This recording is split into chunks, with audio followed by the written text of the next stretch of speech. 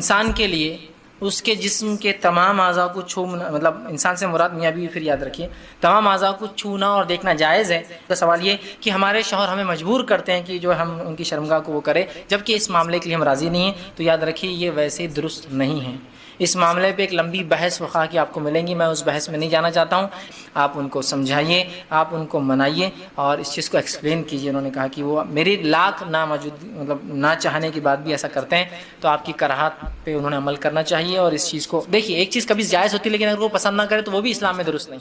جائز ہے لیکن ابھی دل نہیں ہے کسی کا، تو بھی وہ درست نہیں ہے۔ تو اس طرح سے کرنا تو بالکل شرعاً درست نہیں ہے، تو لہٰذا آپ ان کو روکے، ان کو ٹوکے۔ لیکن بہرحال پھر بھی اگر آپ مجبور کر دی جائے تو مختلف طریقے آپ کے پاس ہے، آپ اس چیز سے نکل سکتے ہیں۔ میں سمجھتا ہوں ہر چیز سمجھانا میرے لیے ضروری نہیں ہے، کبھی دانت تیز بھی ہو جاتے ہیں، کبھی جو ہے کچھ بھی ہو سکتا ہے، بہرحال تو اسے بھی چاہیے کہ احتیاط کرے۔ بہرحال مطلب انسان ہے، ہوتا ہے کبھی، بہرحال تو آپ زیادہ ہوشیار ہے۔ کسی نوکر کو اگر زیادہ کام دیا جائے تو وہ کیا کرتا ہے نا، معلوم نا، کبھی چیز کو پھینک دیتا ہے، تو آئندہ بولتے اس کو زیادہ مت دو، پھینک دیتا ہی۔ تو یو ہیو آپ کے پاس بہت سے راستے ہیں، اگر نکلنا چاہے تو بہرحال بہت چیزیں ہیں، بہرحال آپ کوشش کریں تو کیا کچھ آپ کے پاس نہیں ہے۔ بہرحال سمجھ جائیے میرا اشارہ، تو بہت چیزیں ہو۔ جب انسان نکاح کرے تو اپنی بیوی کے ساتھ الفت اور محبت کا معاملہ رکھے، اور جب اس کا نکاح ہو تو پہلی رات جب پہلی بار ملے اسے کچھ تحفہ یا کچھ کھانے کی چیز دے، یہ سنت سے ثابت ہے، یاد رکھیں۔ نبی اکرم صلی اللہ علیہ وسلم کے تعلق سے آتا ہے، مسند احمد کی روایت ہے، اور اسماء بنت یزید جو ہے رضی اللہ عنہا اس کی راوی ہے، وہ کہتی ہیں اور فرماتی ہے کہ نبی اکرم صلی اللہ علیہ وسلم کا جب نکاح ہوا تو حضرت عائشہ رضی اللہ عنہا کو میں نے ہی تیار کیا، میں نے ہی آپ کو سجایا، میں نے ہی آپ کو تیار کیا۔ جب میں نے آپ کو تیار کیا اور اس کے بعد یہ کہلوا بھیجا نبی اکرم صلی اللہ علیہ وسلم کہ عائشہ تیار ہے، نبی اکرم صلی اللہ علیہ وسلم ان کے پاس آئے، آپ کو ایک دودھ کا پیالہ دیا گیا، رسول اکرم صلی اللہ علیہ وسلم نے اس دودھ کے پیالے سے دودھ پیا اور پھر اس پیالے کو عائشہ کی طرف بڑھا دیا رضی اللہ عنہا۔ عائشہ نے وہ فرماتی ہے کہ تھوڑا ان کو شرم آئی، جھجک محسوس ہوئی، تو آپ نے انکار کر دیا۔ اسماء کہتی ہے کہ میں نے غصہ کیا اور انہیں ڈانٹا اور کہا رسول اللہ دے رہے ہیں نا، پھر تم کیوں نہیں لے رہی؟ تو انہوں نے اس کو لیا اور تھوڑا سا پی لیا۔ اس کے بعد رسول اکرم صلی اللہ علیہ وسلم نے فرمایا تم لوگ بھی پیو، اور بھی عورتیں بیٹھی تھی، چونکہ عائشہ رضی اللہ عورتوں میں تھی اور ظاہر سی بات ہے وہ عورتیں پردے میں تھی، تو کہا تم عورتیں بھی پیو، ٹھیک ہے۔ تو انہوں نے کہا اللہ کے رسول صلی اللہ علیہ وسلم آپ پہلے پی لے، زیادہ بہتر ہوگا۔ پھر رسول اللہ نے دوسری بار پھر پیا، اس کو پی کر جو آپ نے پھر عورت جو اسماء رضی اللہ عنہا کو دیا، وہ کہتی ہے کہ میں نے وہ گلاس لیا اور اس کو میں پلٹانے لگی، گھمانے لگی، تاکہ میں بھی وہیں ہونٹ لگاؤں جہاں رسول اکرم صلی اللہ علیہ وسلم نے ہونٹ لگایا تھا۔ اس سے پتہ چلا کہ صحابہ کے ساتھ ساتھ صحابیات بھی کتنا محبت رسول اکرم صلی اللہ علیہ وسلم سے کرتی ہے۔ یہ محبت کا تقاضا ہے، جس سے آپ محبت کرتے ہیں اس کی ہر چیز کو آپ پسند کریں، جہاں سے آپ نے پیا وہاں سے پینا پڑتا۔ تو وہ کہتی ہے میں خاموشی سے لوگ نہ دیکھے گھما رہی تھی تاکہ وہاں سے پیو جہاں سے رسول اکرم صلی اللہ علیہ وسلم نے پیا۔ اس کے بعد جب میں پی چکی تو رسول اللہ نے دوسری عورتوں سے کہا تم بھی پی لو، عورتوں نے شرما کر کہا کہ اللہ کے رسول نہیں، تو آپ نے کہا کہ دیکھو دو چیزیں ایک ساتھ نہیں ہو سکتی، بھوک اور جھوٹ، پی لو، مطلب کیوں شرما رہی ہو، پی لو، تم کو بھوک ہے میں جانتا ہوں لیکن تم جھوٹ بول رہی ہو تکلف میں کہ نہیں ہم نے پی لیا، کہا پی لو، اور پھر عورتوں نے بھی پی لیا۔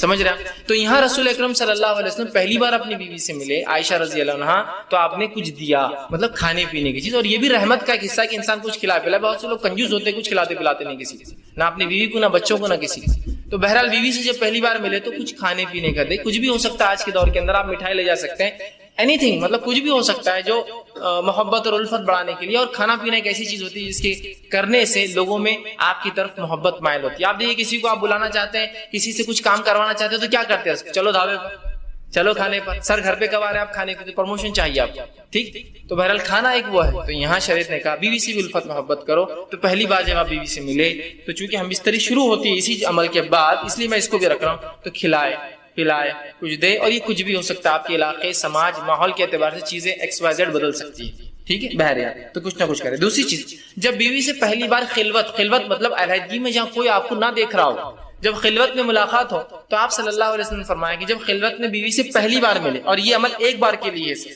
جو اب میں عمل بیان کر رہا ہوں، تو آپ نے فرمایا کہ جب ملے تو اس بسم اللہ کہے، اللہ کا نام لے، اور بیوی کا جو سر کا سامنے کا حصہ ہوتا ہے بالوں کا، ٹھیک، اس کو اپنے سیدھے ہاتھ سے پکڑے، ٹھیک، سیدھے ہاتھ سے پکڑے، سامنے کا سر کا جو بالوں کا حصہ ہوتا ہے ان بالوں کو سیدھے ہاتھ سے پکڑے، ٹھیک ہے، لیکن تکلیف دینی مطلب پکڑنا، آپ ظاہر سے اگر جمے ہیں تو ہاتھ رکھیں، کھلے ہیں تو پکڑنا اچھی بات ہے، آپ نے حدیث میں آتا آپ نے پکڑا اس کو، ٹھیک، یہ آپ کھول بھی سکتے ہیں، اس میں کیا مسئلہ، بہرحال تو اس کو پکڑے، اور پکڑنے کے بعد اللہ کا نام لے اور ایک دعا کرے، جو کہ نبی اکرم صلی اللہ علیہ وسلم نے اس دعا جو ابو داؤد اور ابن ماجہ کی روایت ہے، یہ دعا کرے، اور یہ دعا صرف ایک بار کرنا ہے آپ کو، جب آپ خلوت میں پہلی بار اپنی بیوی سے ملیں گے، ہم بستری سے پہلے یاد رکھیں، اور یہ دعا کرے اللہم انی اسألک من خیرہا وخیر ما جبلتہا علی، اے اللہ میں تجھ سے اس کی خیر کا سوال کرتا ہوں اور جس خیر پر تو نے اسے پیدا کیا اس خیر کا سوال کر. اور پھر فرمایا علیہ واعوذ بک من شرہا وشر ما جبلتہا علی، اور میں پناہ مانگتا ہوں تجھ سے اس کے شر سے، اور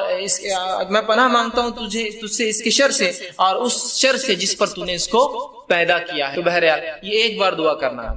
دیکھیے دعا کتنی دیکھیے اہم اور کتنی اچھی ہے کہ اللہ میں سوال کرتا ہوں تجھ سے اس کی خیر کا، اس خیر کا جس پہ تو نے اسے پیدا کیا ہے، اور اس خیر کا جسے پیدا کیا، اور تجھ سے پناہ مانگتا ہوں اس کے شر سے اور جس شر پہ تو نے اس کو پیدا کیا ہے. یہ پہلی بار آپ کریں گے. اس کے بعد اب جب ہم بستری کا ارادہ کرتے ہیں تو اس سے پہلے آپ ایک اور دعا کریں گے. یہ دعا کامن ہے، ہر آدمی کو ہر بار ہم بستری سے پہلے یہ دعا کرنی چاہیے. یہ بہت اہم دعا ہے. لوگ پوچھتے نہیں کرے تو کیا ہوا، نہیں کرے تو کیا ہوا، نہیں بولے تو کیا ہوا، بہت سی چیزیں ہوتی ہیں. تو میں ہمیشہ سوال کرتا ہوں لوگوں سے، چلیے آپ گاڑی چلاتے ہیں، کار ٹو ویلر چلاتے ہیں، اور ہاں سیٹ نہیں ہوئی تو کیا ہوا، ہارن نہیں ہوا تو کیا ہوا، انڈیکیٹر نہیں چلے تو کیا ہوا، مڈ گارڈ نہیں رہا تو کیا ہوا، ساری گارڈ نہیں رہا تو کیا ہوا، بمپرس نہیں رہے تو کیا ہوا، ہے نا. تو آپ بولتے نہیں اچھی نہیں دکھتی نا گاڑی. مطلب آپ کمپلیشن، دنیا میں ہر چیز کمپلیشن کی طرف چاہتے ہیں، مکمل کی طرف چاہتے ہیں. سنت میں کیوں نہیں چاہتے ہر چیز مکمل کی طرف جاتے؟ وہاں نہیں کرے تو مطلب ہر بار نیگیٹو کیوں، پازیٹیو کیوں نہیں کہ کر لوں تو کیا، ہر بار نہیں کرے تو نہیں کرے تو ویسا نہیں کرنا چاہیے. ٹھیک، تو یاد رکھیے یہ دعا پڑھے اور بہت خیر ہے اس دعا کے اندر. ٹھیک، تو آپ صلی اللہ علیہ وسلم جو ہے، معاف کرنا بہرحال وہ دعا سے پہلے ایک چیز میں بھول گیا تھا، وہ یہ کہ جب انسان ہم بستری سے ارادہ کرے تو اس سے پہلے نکاح کی رات جو ہے نماز پڑھنا بھی یاد رکھیے. یہ عمل بھی جو ہے صحابہ سے ملتا ہے، صحابہ سے ملتا ہے. ٹھیک، اس کے تعلق سے ایک روایت آتی ہے کہ میاں بھی اکٹھے نماز پڑھے. ایک جو ہے تابعین فرماتے ہیں ابھی سعد ان کا نام تھا جو کہ غلام تھے، وہ کہتے ہیں میں نے غلامی کی حالت میں نکاح کیا اور اس کے بعد جو ہے ابو ذر غفاری رضی اللہ عنہ، ٹھیک ہے، اس کے بعد وہ کہتے ہیں کہ عبداللہ ابن مسعود اور حذیفہ بن یمان رضی اللہ عنہم کو دعوت دی. یہ صحابہ کو دعوت دی بڑے بڑے. یہ میرے پاس میری دعوت ولیمہ میں جو ہے دعوت میں نے دی نکاح کی، وہ میرے پاس آئے. جب میرے پاس آئے تو انہوں نے مجھ سے کہا کہ دیکھ جب تو اپنے بیوی سے قریب جانے کا ارادہ کر تو اللہ کا نام لے اور یہ دعا کر جو میں نے پہلے بتائی. اس کے بعد کہا کہ پھر تو اس کے ساتھ جو ہے 2 رکعت نماز پڑھ لے.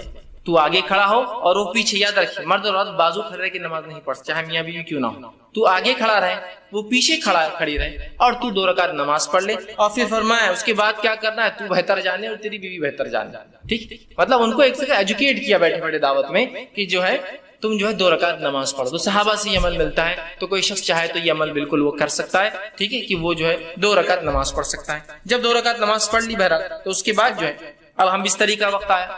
اگر وہ اس کا ارادہ کرتا ہے تو سب سے پہلے دعا کرے. یہ دعا بڑی مشہور اور معروف ہے، صحیح بخاری کی روایت اور بہت ساری کتب حدیث میں آتی ہے. آپ کرے بسم اللہ، اللہ کا نام سے آپ شروع کریں.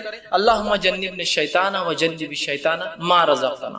یہ دعا یاد رکھیں، چھوٹی سی دعا. یہ دعا کر لے بسم اللہ، اللہ کے نام سے. اللہم جنبنا الشیطان، اے اللہ جو ہے ہمیں شیطان سے محفوظ رکھ. پھر آگے فرمائے وجنب الشیطان ما رزقتنا، اور اس چیز کو بھی شیطان سے محفوظ رکھ جو تو نے اس کے ذریعے رزق رکھا ہے. اور اس سے ہم مراد اولاد، مطلب اے اللہ مجھے اور میری بیوی کو شیطان سے دور رکھ اور جو ہے میری اولاد کو بھی شیطان سے دور. دیکھیے انسان جو ہے یہاں ہم بستری کر رہا ہے، یہاں اپنے بیوی کے ساتھ سونے کی بات ہو رہی ہے، یہاں سیکس کی بات ہو رہی ہے. اس کے بعد بھی یہاں تعلیم دی جا رہی ہے، ایجوکیٹ کیا جا رہا ہے اور کہا جا رہا ہے کہ ٹھیک ہے نفسانی خواہشات کو پورا کرنا ہے لیکن ہوس کے شکار مت بنو.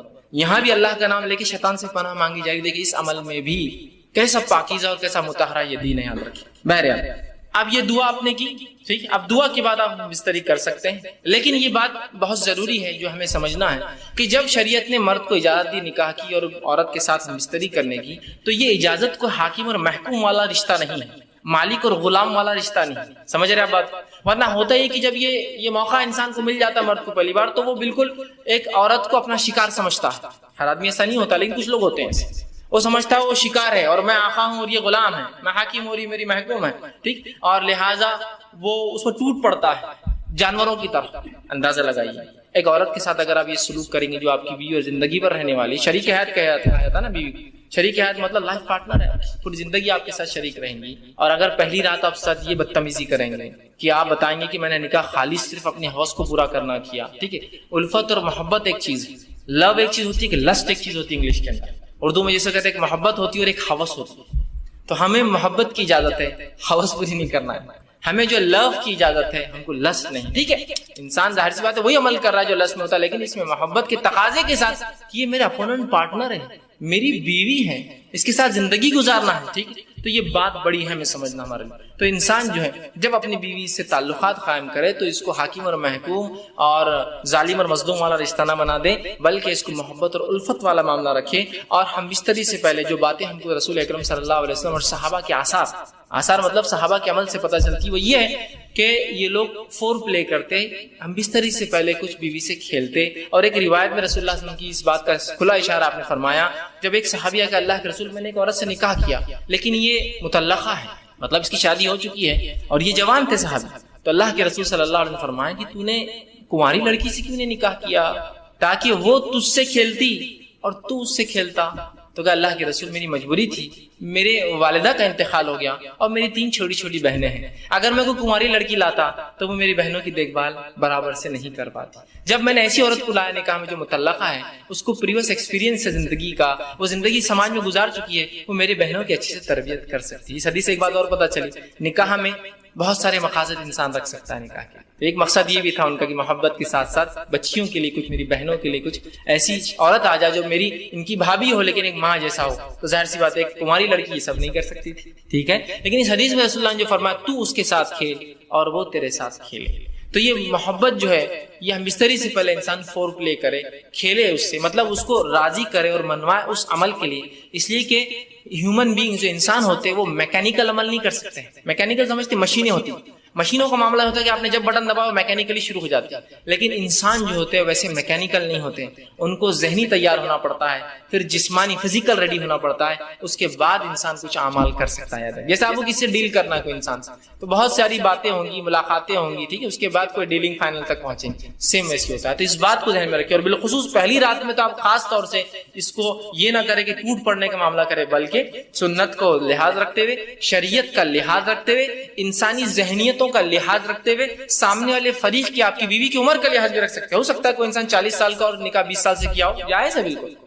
تو اب یہاں سمجھنا پڑے گا اس کی عمر کا تقاضا کم ہے، تو ظاہر سی بات ہے سمجھ رہے ہیں بات کو. یہ تمام چیزیں آپ جو ہے ذہن میں انسان رکھیں. تو فور پلے جس کو ہم کہتے ہیں کہ ہم بستری سے پہلے کچھ ایسی چیزیں جس سے انسان اس عمل کی طرف راغب ہو جو عمل اس کو اب کرنا ہے، جو کہ اللہ نے اس کے اوپر جائز قرار دیا، اور وہ مباح ہے اس کے لیے کرنا، حلال ہے اس کے لیے کرنا، جس سے اپنے آپ کو تسکین دے سکتا ہے، سکون حاصل اور اطمینان حاصل کر سکتا ہے. سمجھ رہا بات؟ تو فور پلے کی بڑی اہمیت ہے. اس کے اندر مختلف چیزیں ہو سکتی ہیں، انشاءاللہ آگے آئیں گا تو اس میں کچھ نہ کچھ پوائنٹس اس کے ڈسکس کرتا جاؤں گا. ٹھیک، تو فور پلے ہوگا اس سے پہلے کہ انسان تیار کرے اپنے فریق. دوسری چیز یہ کہ دونوں کا اس عمل کے لیے راضی ہونا ضروری ہے. ہم اس طریقے دونوں کا اس عمل کے لیے راضی ہونا ضروری، یاد رکھیے، اس لیے کہ یہ کوئی ون سائڈ معاملہ نہیں ہے. اور مرد کے راضی ہونا یہ بالکل واضح ہوتا ہے، لیکن عورت راضی ہے نہیں راضی ہے یہ واضح نہیں ہوتا ہے. مرد اس عمل کے لیے راضی ہے، وہ ظاہر ہے، اس کی جسمانی کیفیت اور اس کا جسمانی کیفیت اس کی اشارہ کر دیتی ہے کہ مرد تو راضی ہے اس عمل کے لیے، لیکن ظاہر سی بات ہے عورت کے اندر ایسی کوئی چیز نہیں ہے جس سے پتہ چل سکے کہ اس عمل کے لیے وہ راضی ہے. بات سمجھ رہے ہیں آپ میری؟ ٹھیک، تو ظاہر سی بات ہے دونوں کی رضامندی ضروری ہے. تو مرد راضی ہے عورت سمجھ سکتی ہے، لیکن عورت راضی ہے مرد سمجھ نہیں سکتا ہے اس کے ظاہر سی بات جسمانی اعتبار سے. تو اس کو اس معاملے میں تیار کرنا ہوگا، اس کو اس معاملے میں پوچھ سکتے ہیں آپ، اس کو اس معاملے میں اس کی بھی حامی لے سکتے ہیں آپ. اور حامی اس کا ہاں ہر بار زبان سے بولنا نہیں ہے، کچھ باتیں آپ سمجھ سکتے ہیں جس کہاں ہوتی ہیں، سمجھے نا، انسان کی آنکھوں کے اشارے، جسمانی ہوا جس سے انسان سمجھ سکتا ہے کہ اس کا معنی ہاں ہے. اس معاملے میں خواتین سے میری بالخصوص درخواست یا نصیحت جو ہوگی وہ یہ ہے کہ بہت ساری عورتیں، مرد تو راضی ہے اس عمل کے لیے، پہلے دن کی بات کی، اب ہم عام بات کر رہے ہیں، تو یہ بات یاد رکھیے، اور یہ ہمیشہ کے لیے عام اعتبار سے بھی اور اس دن کے لیے بھی خاص بھی، نکاح کے رات بھی اور اس کے بعد بھی، کہ عورتیں جو ہے اپنی رضامندی کا بھی اپنے شوہر سے اظہار کرے. اگر وہ یہ نہیں کرتی تو بہت ساری طلاق کی صرف یہ وجہ بنتی، یاد رکھیں، کہ وہ کہتا ہے کہ میری بیوی میں سے کبھی راضی نہیں، آج تک اس نے ایک بار مجھ سے جو ہے محبت کی بات نہیں کہی یا محبت کے لیے خود راضی نہیں ہوئی. تو عورتوں کو بھی اس معاملے میں آگے حصہ لینا پڑے گا بڑھ کر، چونکہ یہ ایک ایسی چیز ہے اس میں صرف مرد شامل نہیں ہے. اگر عورت اپنا حصہ نہیں رکھیں گی تو مرد کے لیے، میں معاف کرنا الفاظ اگر میرے سخت لگ رہے ہو تو، لیکن سمجھیے اس بات کو، مرد کے لیے صرف آپ ایک کھلونا ہو جائیں گے، اس کے علاوہ آپ کی کوئی حیثیت نہیں باقی رہے. حضرت رسول اللہ کیا فرما رہے ہیں کہ تو اس کنواری سے نکاح کرتا تو وہ تجھ سے کھیلے اور تو اس سے کھیلے. دیکھیے الفاظ غور کیجیے حدیث کی، دونوں کے لیے کہا، یہ نہیں کہا کہ تو اس سے کھیلے، وہ تجھ سے کھیلے اور تو اس سے کھیلے. تو یہاں رسول اللہ صلی اللہ علیہ وسلم اشارہ کر رہے ہیں کہ اگر کنواری ہوتی تو وہ تجھ سے کھیلتی، مطلب وہ ایک پارٹ بنتی اس گیم کا، وہ اس کھیل کے اندر تیری حصے دار بنتی، شریک بنتی۔ تو یہ باتیں، یہ بیاہی، اب دیکھیے بہت سی بار میں سمجھتا ہوں شوہر کے ساتھ کمرے میں رہ کے بھی آپ بیاہی کا سوچیں گے تو میں سمجھتا ہوں اب کوئی تقاضے واقعی نہیں رہے۔ یہاں بیاہی ہے کچھ نہیں ہے، اب آپ کا شوہر ہے وہ، یہ آپ کو سمجھنا پڑے گا، ٹھیک ہے؟ تو یہاں عورتیں اپنی رضامندی کا اظہار کریں جو مختلف طریقوں سے وہ کر سکتی ہے، مختلف طریقوں سے کر سکتی ہے۔ جب یہ عورتیں اس میں لیک کر جاتی ہیں، کمزور پڑ جاتی ہیں، تو مرد کو ایسی عورتیں پسند آ جاتی ہیں جو اس طرف اشارے کرتی ہیں اور مائل کرتی ہیں۔ جو بری عورتیں ہوتی ہیں، جو فحاشائیں ہوتی ہیں، وہ اپنی رضامندی کا کنٹینیوس اظہار کرتے رہتے ہیں۔ تو جب عورتیں ہیں جن کے لیے جائز اپنے شوہر سے جو کام کرنا، تو کیوں نہیں وہ اپنے اظہار کرتی، کیوں نہیں بتا رہی؟ چونکہ مرد ترازی ہے، تیار ہے، اس کے جسمانی کیفیت سے پتہ چل جاتا ہے، عورت کو کیسے پتہ چلیں گے جب تک کہ آپ نہیں بتائیں گے؟ اور اس میں کوئی حیا اور بیاہی کا تقاضا نہیں، یاد رکھیے آپ کی محبت اور الفت ہے، اور اس کو کہیں گے محبت کی سب سے اونچائی یاد رکھیے جو میاں اور بیوی کے بیچ میں ہوتی ہے۔ تو آپ بھی اپنی رضامندی کا ضرور جو اپنے شوہر سے اظہار کریں، ٹھیک ہے؟ ورنہ اکثر طلاقوں کی وجہ یہ بنتی ہے کہ بیوی، شوہر کا دعویٰ ہے کہ بیوی نے آج تک فلاں نہیں کیا، اور پھر وہ الزام لگاتا ہے اس کا سیکس کمزور ہے، یا اس کی قوت باہ اس میں نہیں ہے، اور فلاں نہیں ہے، اور فلاں نہیں ہے۔ تو وہ سب طرف کیوں جا رہے ہیں؟ شریعت نے آپ کو بتا دیا، رسول اللہ صلی اللہ علیہ وسلم کہہ رہے ہیں، اور ظاہر سی بات ہے ہر چیز کھول کر باہر کرنا ضروری نہیں، کیا اتنا کافی نہیں تو اس سے کھیلے اور وہ تو اس سے کھیلے، اتنا کافی نہیں ہے ہمارے لیے سمجھنا؟ کیا اور وضاحت چاہتے ہیں آپ؟ پوری چیز کا پورا پکچر دکھانا چاہتے ہیں؟ کیا یہ بتائے تو ہم کو سمجھ میں آئیں گے؟ نہیں، اشارہ کافی ہوتا ہے، اور مومن کے لیے تو اشارے بہت زیادہ کافی ہوتے ہیں۔ عقل مند کو اشارہ کافی ہوتا ہے، لوگ کہتے ہیں، میں کہتا ہر مومن عقل مند ہوتا ہے، اور اس کو اپنے نبی اور شریعت کے ہر اشارے کافی ہو جاتے ہیں، وہ سمجھ جاتا ہے واقعی کیا ہے۔ تو عورتوں کو بھی اشارہ ہے اس حدیث کے اندر۔ بہرحال آگے بڑھی، اب انسان جو ہے جمع کیسے کرے، یہ تو پہلے کا ہوا، اور کچھ باتیں نکاح کے لیے خاص اور کچھ عام تھی۔ اب نکاح کی رات بھی ہو سکتی ہے اس میں انوالو، اور ادر زندگی کا اور حصہ جہاں میاں بیوی ہم بستری کرنا چاہتے ہیں۔ اب جمع کیسے کرے؟ جمع سے مراد، جب میں الفاظ کہہ رہا ہوں تو شرمگاہ کا جمع ہونا اور ملنا اس سے مراد ہے، میرا یاد رکھیں، ٹھیک ہے؟ کہ انسان اب جمع کیسے کرے، اس کے تعلق سے بہت ساری غلط فہمیاں ہوتی ہیں، انشاءاللہ آج اس کے ازالے کرنے کی کوشش کروں گا۔ اب انسان اپنی بیوی سے کیسے جمع کر سکتا ہے؟ آئیے اللہ رب العزت کا جواب اپنی کتاب، اس کی کتاب میں جس نے دیا، اس سے ہم شروع کرتے ہیں۔ اللہ رب العزت فرماتا اور کہتا ہے سورہ بقرہ سورہ نمبر 2 آیت نمبر 223، اور فرماتا ہے نساء حرث لکم فاتوا حرثکم ان شئتم، کہ اللہ فرماتا اور کہتا ہے تمہاری عورتیں تمہارے لیے کھیتیاں ہیں، اور تم جس طرح سے چاہو اپنی کھیتیوں میں آؤ۔ تمہاری عورتیں تمہارے لیے کھیتیاں ہیں، جیسا ایک کسان اپنے کھیت میں بیج ڈالتا ہے تاکہ اس سے فصلیں نکلے، تو تمہاری بیویاں تمہاری اولادوں کی پیدا ہونے کی وجہ ہے نا، اس کے بغیر کیسا ہو؟ تو تم جو ہے اللہ رب العزت فرما رہا ہے کہ تم جو ہے پھر جہاں سے چاہو وہاں سے اپنے بیویوں میں داخل ہو، ٹھیک؟ اب اس کے تعلق سے کیا واقعہ آتا ہے، اس کے شائن نزول میں رکھ دیتا ہوں، تو وہ پہلی بات بالکل انشاءاللہ جو آیت ہے وہ واضح ہو جائیں گی، کلیئر ہو جائیں گے۔ آئیے، جو ہے صحیح بخاری کی روایت ہے، جابر رضی اللہ عنہ فرماتے اور کہتے ہیں یہودی جو ہے یہ بات کہا کرتے تھے کہ آدمی اگر اپنے بیوی سے شرمگاہ میں اگلے حصے میں جہاں سے اولاد پیدا ہوتی ہے، ٹھیک ہے، وہاں اگر ہم بستری پیچھے سے کھڑے رہ کر کرے، پیچھے ہو کر کرے بیوی کے، سمجھ رہے آپ بات کو، کہ اپنے بیوی سے صحیح جگہ مطلب شرمگاہ کا اگلا حصہ اس میں ہم بستری کرتا ہے جہاں سے اولاد پیدا ہوتی ہے، لیکن پیچھے سے کھڑے رہ کر کرتا ہے، تو اس سے اولاد بھینگی پیدا ہوتی ہے، مطلب آنکھیں اس کی سکوئن جس کو کہتے ہیں، مطلب آنکھ ڈھلتی ہوئی یا دونوں آنکھ ڈھلتی ہوئی ہوتی ہے، بانگا جس کو عام زبان میں کہتے ہیں، ٹھیک ہے، یہ بھینگا جس کو کہتے ہیں، تو ویسا پیدا ہوتا ہے۔ جب یہ بات صحابہ تک پہنچی تو صحابہ نے رسول اللہ سوال کیا، اللہ کے رسول، یہودی کہتے ہیں کہ ایسا اگر کرنے سے بچہ بھینگا پیدا ہوتا ہے، سکوئنٹ ہوتی ہے اس کی آنکھیں، ڈھلتی ہوئی ہوتی ہے، خراب ہوتی ہے، دونوں بیچ میں آ جاتی ہے۔ تو آپ صلی اللہ علیہ وسلم نے اس کے جواب میں اللہ رب العزت نے یہ آیت نازل کی۔ جب یہ آیت نازل ہوئی تو آپ نے فرمایا اور کہا آگے سے یا پیچھے سے مگر مقام پیدائش میں، آپ نے کیا کہا، آگے سے یا پیچھے سے لیکن مقام پیدائش میں، سمجھ رہا، مطلب جہاں سے اولاد پیدا ہوتی ہے وہیں انسان کر سکتا ہے، اس کے علاوہ کرنا حرام ہے۔ انشاءاللہ اس کی تفصیل آگے رکھوں گا کیا حرام ہے اس معاملے میں، ٹھیک ہے؟ تو چاہے انسان آگے سے ہو پیچھے سے ہو لیکن مقام پیدائش میں۔ آئیے دوسری روایت، عبداللہ ابن عباس رضی اللہ عنہ فرماتے ہیں، یہ ابو داؤد کی روایت، آپ نے فرمایا تھوڑی طویل روایت ہے لیکن بہت ساری باتیں علم کی اس میں آ رہی ہے اس روایت کے اندر، بالخصوص اس مسئلے کے تعلق سے۔ وہ کہتے ہیں مدینہ میں انصار جو ہے یہودیوں کی اتباع کرتے تھے، کیونکہ انصار تو مشرک تھے، ان کے پاس کوئی عقیدہ نہیں تھا، یہ تو، لیکن اہل کتاب کو یہ بڑا اونچا سمجھتے چونکہ وہ کتاب کے حامل لوگ تھے، تو ہر چیز میں وہ یہودیوں کو فالو کرتے، حتیٰ کہ یہودی اپنے بیویوں کو چت لٹاتے مطلب چہرہ اوپر اور عورت لیٹی ہے اور اس کے بعد ہم بستری کرتے تاکہ اس سے کیا ہوتا ہے سطر کے لیے بھی اچھا ہے. انسان جب مرد لیٹ جاتا ہے عورت پہ تو پوری ڈھک بھی جاتی ہے تو طہارت کے لیے بھی اچھا ہوتا ہے اور سطر پوشی کے لیے بھی خامہ کا زیادہ سطر کھلتا نہیں ہے, اچھا ہوتا ہے. تو یہودی صرف اس پوزیشن کو اس طریقے کو حلال مانتے تھے. چونکہ انصار رسول اللہ صلی اللہ علیہ وسلم کے آنے سے پہلے اسلام سے پہلے ان کو دیکھتے تھے, ان کو فالو کرتے تھے, اس معاملے میں بھی یہودیوں کو فالو کرتے تھے کہ نہیں یہودی بول رہے تھے اہل کتاب ہے ان کے پاس ایک دین دھرم تھا جو اللہ کی طرف سے آتا لہٰذا ان کو فالو کرنا چاہیے, تو اس معاملے میں ان کی بھی اتباع کرتے تھے. عبداللہ ابن عباس رضی اللہ عنہ فرماتے لیکن ہم جو مہاجر تھے, ہم مکے والے لوگ, مکے کے جو لوگ تھے وہ مختلف قسم سے اپنے بیویوں سے تعلقات قائم کرتے, آگے سے پیچھے سے لٹا کر ہاتھوں پہ ان کو کھڑے کر کے مختلف چیزوں سے اور جنس کی جو ہے ہم بستری کی لذتیں اٹھایا کرتے تھے. لیکن جب مہاجر مدینہ پہنچے اور انصاریوں سے نکاح شروع کیا اور جب ایک مہاجر نے ایک انصاری عورت سے نکاح کیا اور نکاح کرنے کے بعد جیسا ان کا طریقہ تھا کہ وہ مختلف انداز سے مختلف طریقوں سے صحیح جگہ میں بستری کرتے, مطلب شرمگاہ میں اگلے حصے میں کرتے, جب اس نے ڈیمانڈ کیا اس شخص نے تو اس انصاریہ نے کہا ہم تو صرف ایک طریقہ اپناتے, اس عورت نے, وہ بھی صحابیہ تھی, وہ ہے چت لیٹنا اور تم اوپر سے رہو. اس نے کہا ایسا کیوں, ہم تو مختلف چیزیں کرتے ہیں جس کو عام زبان میں بہرحال آسن کہتے ہیں, لوگ بہرحال سمجھتے ہیں آسن کہتے ہیں, شاید سنسکرت کا لفظ ہے, یہ ہندی کا لفظ ہے, بہرحال تو ہم تو مختلف کرتے. تو انہوں نے کہا نہیں میں تو یہ کرنے نہیں دوں گی. جھگڑا بڑھ گیا, اس نے کہا میں تو ایسے ہی کروں, اس نے کہا ہمارے پاس یہ طریقہ نہیں, اور بات رسول اکرم صلی اللہ علیہ وسلم پہنچ گئی اور پھر یہ آیت نازل ہو گئی تمہاری بیویاں تمہاری کھیتی ہے تم جہاں سے چاہو. مطلب جو مہاجر کر رہے تھے صحیح کر رہے تھے, مختلف پوزیشنز ہو سکتے ہیں لیکن اگلے حصے میں صرف پیدائش کے حصے میں انسان کر سکتا ہے. تو یہ روایت میں بہرحال بہت ساری باتیں آ گئی اور بہت ساری باتوں کا جواز ہمیں مل گیا ہے. آگے آئیے, اب اس معاملے میں جو ہے انسان جمع جو کرے, ہم بستری کرے تو لیٹ کر سکتا ہے, لیٹنے میں جتنی پوزیشنز ہو سکتی ہے وہ استعمال کر سکتا ہے. شرط ایک ہی ہے وہاں انسان اپنی شرمگاہ کو داخل کرے عورت کی شرمگاہ میں جہاں سے اولاد پیدا ہوتی ہے, ٹھیک ہے, وہی ایک جگہ ہے. دوسرا بیٹھ کر سکتا ہے, جتنی پوزیشن ہو سکتی ہے اس کے لیے شریعت نے اس سے کوئی ممانعت کا اظہار نہیں کیا, لیکن سب سے بہترین پوزیشن اولاد کی پیدائش میں اور اس میں سازگار ہونے میں وہی ہے جو عورت کو لٹا کر کا, اس لیے کہ اس میں سیدھا مرد کی شرمگاہ اوپر سے ہوتی ہے اور اولاد کی پیدائش کے چانسز زیادہ ہوتے ہیں اس میں بہرحال, ٹھیک.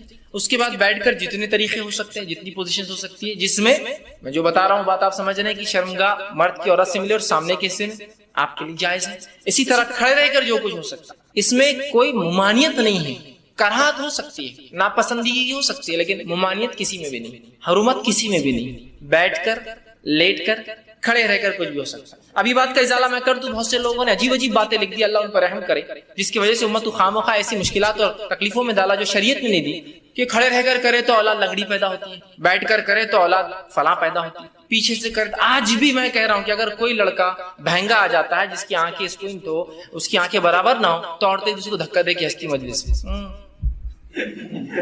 ان کے ماں باپ نے کیا کرے تھے دیکھو بچہ, آج بھی میں کہہ رہا ہوں کیسی عجیب بات ہے. شریعت کلیریفیکیشن دے رہی ہے, قرآنی آیتیں نازل ہو رہی ہے, اس کے بعد بھی کہ ہماری عقل, اب عقلوں کا کیا بھائی, علم کی کمی ہی یہ سب چیزوں کی وجہ ہے. لا علمی جو نقصان پہنچاتی ہے نا, وہ کوئی چیز, کوئی ہتھیار, کوئی دشمن آپ کو جو نقصان نہیں پہنچائیں گے نا, آپ کی اور ہماری لا علمی اسلام کے تعلق سے نقصان پہنچائے. بہرحال تو کوئی پوزیشن اختیار کر سکتی, کوئی ممانعت کسی بھی پوزیشن کی ثابت نہیں ہے, ٹھیک. اسی طرح سیکنڈ چیز, ہم بستری کے اندر بیوی کو چومنا اور بوسہ لینا جسم کے ہر حصے کو جائز ہے, تمام اعضاء کو چومنا یا بوسہ لینا آپ کے لیے جائز ہے. اس کے مختلف طریقے ہو سکتے, وہ تمام جائز ہے.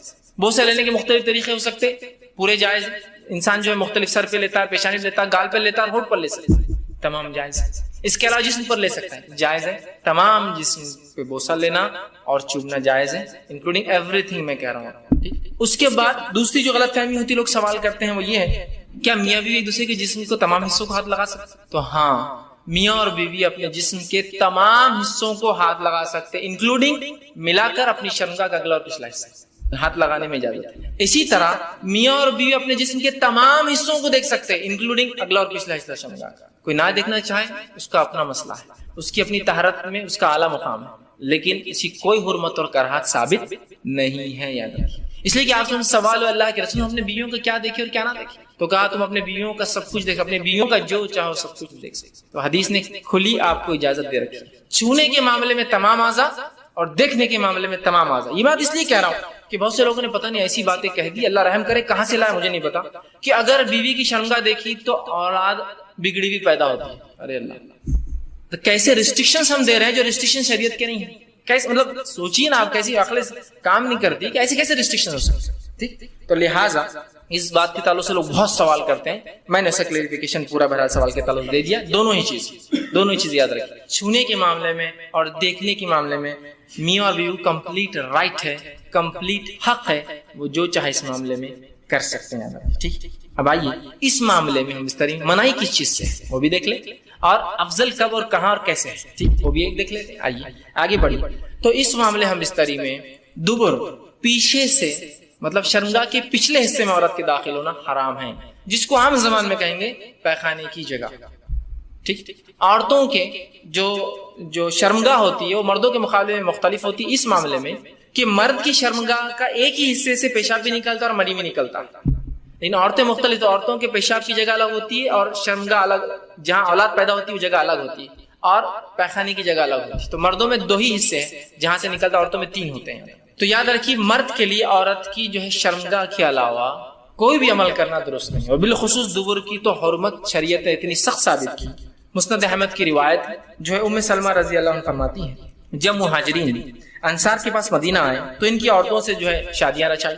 مہاجر عورتوں کو زمین پر لٹا کر یا ان کے ہاتھ کو زمین پر رکھ کر گھٹنوں کے بل ان کو کر جمع کرتے تھے, فائدہ اٹھاتے تھے. مہاجرین میں سے ایک آدمی نے انصار کی عورت سے نکاح کر لیا اور ارادہ کیا کہ ویسے ہی کام کرے جیسا وہ ان کے پاس چلن تھا کرے.